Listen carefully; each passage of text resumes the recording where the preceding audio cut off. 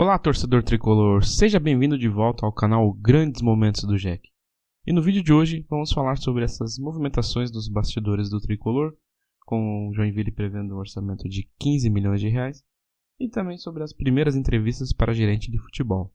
Tudo isso depois da vinheta.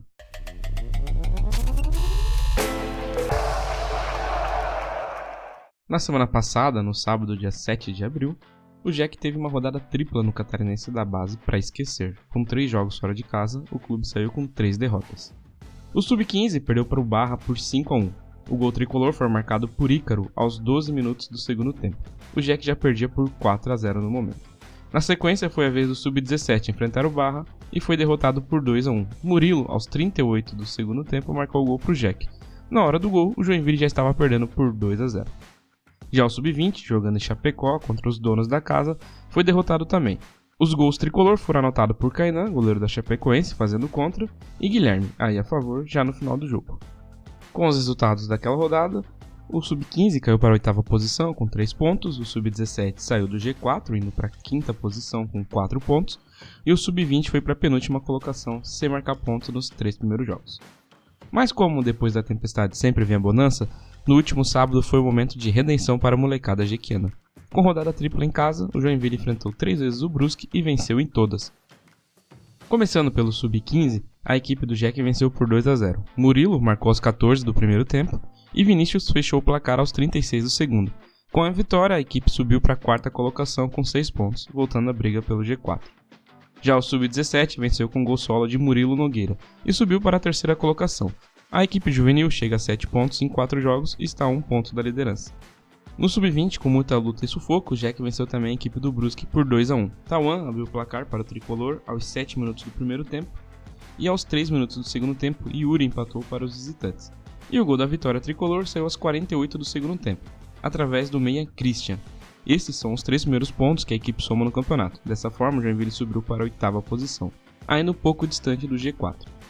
E nessa última quarta-feira, em jogo isolado, o Sub-20 foi a Criciúma enfrentar o time Carvoeiro e acabou derrotado, 3-1. O Criciúma abriu o placar aos 12 minutos de jogo, enquanto o Jack com Kennedy Ferreira empatou aos 29 ainda do primeiro tempo. Mas no segundo tempo, os donos da casa marcaram mais 2 gols e fecharam o placar. Com a rodada incompleta, o Jack caiu para a 9ª posição de 11 times que estão disputando. No próximo sábado, o Sub-15 e o Sub-17 enfrentam o Criciúma em casa no CT Morro do Meio, enquanto o Sub-20 vai a Lages enfrentar o Internacional. E a Prefeitura de Joinville abriu o edital para a modelagem de concessão da Arena Joinville. A ideia do governo municipal é receber propostas de empresas interessadas na concessão da arena. As propostas devem ter tópicos de engenharia, arquitetura, econômico-financeira e jurídica para reforma, requalificação, modernização da gestão, operação, manutenção e exploração do espaço. Com isso, é possível fazer propostas para o uso complementar da arena, como era previsto desde o início, com uso de salas comerciais, shoppings, hotel e eventos gerais. O modelo de concessão prevê que o uso principal da arena, que são jogos de futebol, não podem ser afetados.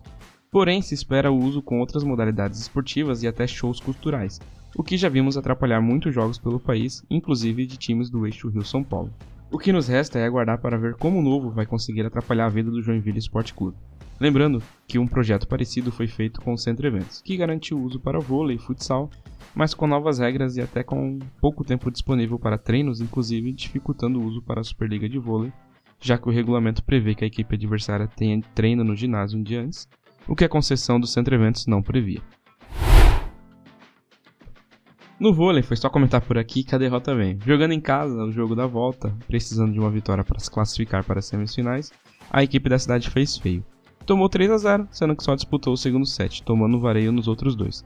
Derrotas por 25-15, 25-21 e 25-13. Com o resultado, o Joinville voltou a São José dos Campos para jogar a partida decisiva da série.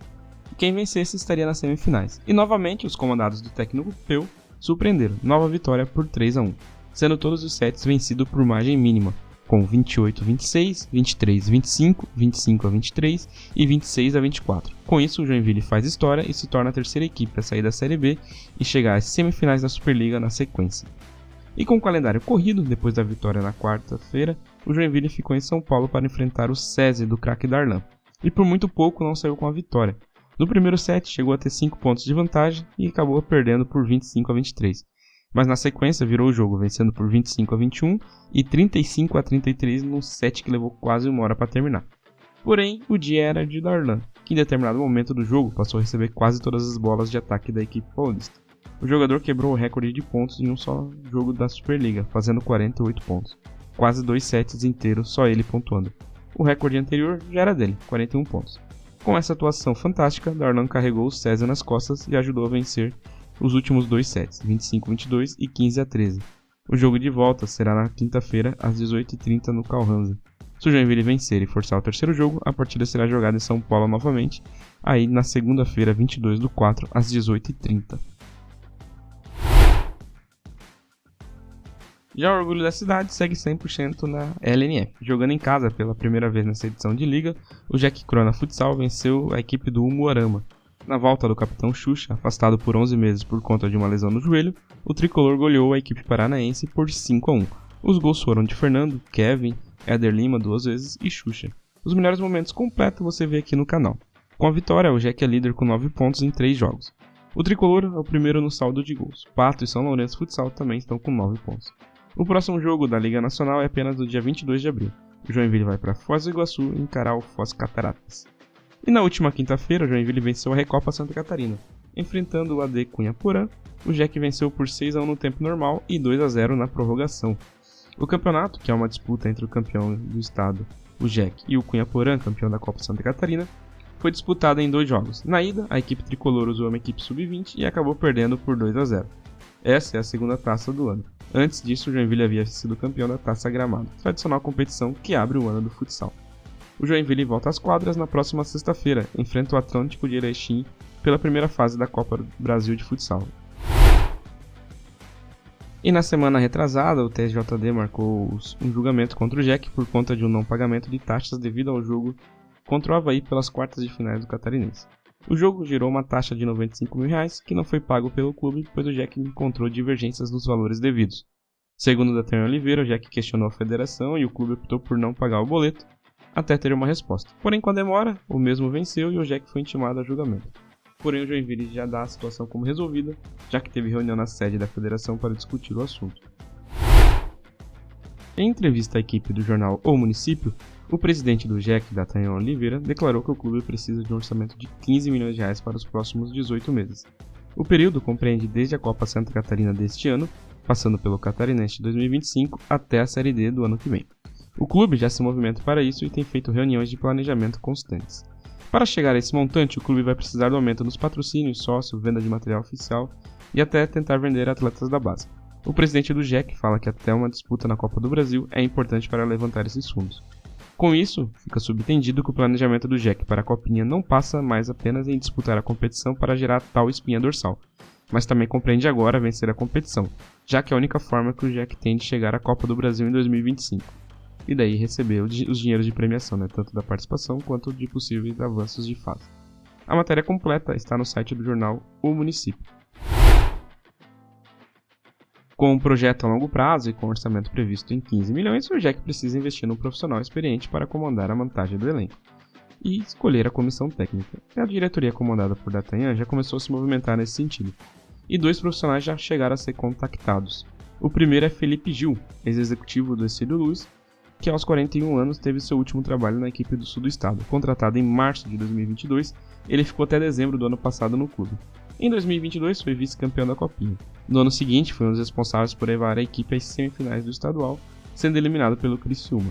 Na Série D, a equipe foi eliminada no primeiro mata-mata.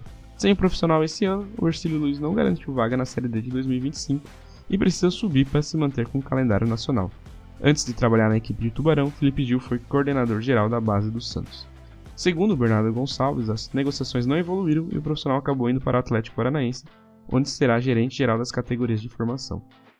Outro nome muito mais experiente é Felipe Gimenez. Com 56 anos, ele acumula passagens por Flamengo, Vasco, Curitiba, Vitória, Fluminense, Cruzeiro, Galo e Santos. Nesse último, teve uma passagem mais marcante, ajudou a montar a equipe comandada por Cuca, que chegou à final da Libertadores. No entanto, o profissional saiu no meio do projeto, já que o Santos enfrentava uma crise e estava trocando de presidente.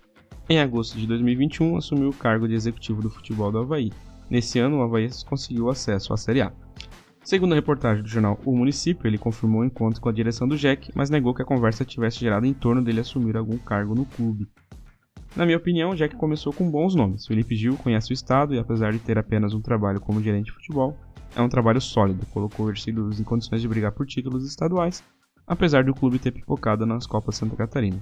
E assim que ele deixou o clube, vimos o resultado. Ercílio Luz ficou sem vaga para a Série D 2025. Era o nome que me agradava. Já Felipe Jimenez tem um currículo maior, porém todos os trabalhos de curto prazo. Mas é um profissional experiente, com muitos contatos, e que é um nome conhecido no futebol, o que pode atrair boas peças.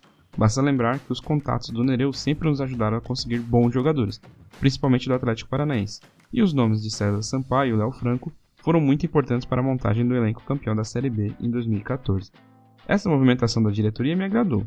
Acredito que se não fechar com Felipe Jimenez, que continue nessa linha de escolha, profissional com experiência e nome conhecido. Se tiver que investir um pouco a mais, tem que ser investido. Já que o time conseguiu investir um dinheirão em Muriqui que não foi nenhum utilizado, então dinheiro tem para conseguir investir num cara, né? O Muriqui não fez falta, não veio ninguém pro lugar no Muriqui, então poderia pegar o dinheiro que foi dado a ele e dar um profissional experiente para contratar. E sem contar que no ano de 2023, né, o Joinville economizou, escolheu Montoro e JC Nunes e também não deu muito certo, né? Então basta investir. E é isso, torcedor. Essas foram as últimas notícias do nosso Jack. Deixe sua curtida, comenta aí o que você acha desses nomes para comandar o tricolor. Curta, compartilhe esse vídeo para chegar em mais gente. Um abraço e até a próxima.